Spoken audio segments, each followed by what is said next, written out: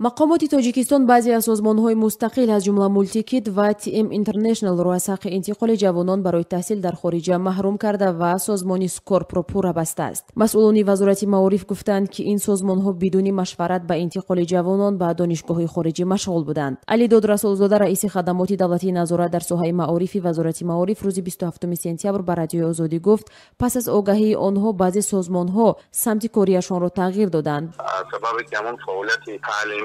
طبق قانونگذاری که نبود ما اون فعالیت تعلیمیش هم منع کردیم. دیگر فعالیتش ما کار نداریم. مقامات در شرح قطعی فعالیت این مرکزها گفتند حالا وزارت معارف برای تحصیل جوانان در خارج به دهها کشور و دانشگاه‌های جهان قرارداد دارد و داوطلبان میتوانند از این طریق تحصیل را ادامه دهند. این در حالی است که هر سال مرکزهای آموزشی در برابر برنامه‌های دولتی برای جوانان امکانیت‌های وسیع تحصیل در دانشگاه‌های خارجی را فراهم می‌آوردند. با توجه به میل زیاد جوانان تاجیک برای تحصیل در خارج، سال‌های اخیر تعداد سازمان و مرکزهایی که این امکانیت را برای جوانان پیشنهاد می‌کردند نیز افزوده بود. یکی از این شرکت‌ها TM International بود که با تشکیل نمایشگاه ویژه لایحه‌های خود را برای تحصیل در دانشگاه‌های مالایزیا معرفی می‌کرد. این مرکز هم اخیراً با دستور وزارت معارف از حق انتقال جوانان به خارج محروم ماند. قطعی فعالیت چنین سازمان‌ها را برخی از تحلیلگران یک نوع مونوپولیا یا از خود کردن بازار تحصیل در خارج می‌دانند. اقتصادشناس علی اکبری سعید گفت: بازار آموزش و تحصیلات از جانب وزارت معارف و علم جمهوری تاجیکستان از طبیعت خودش درآورده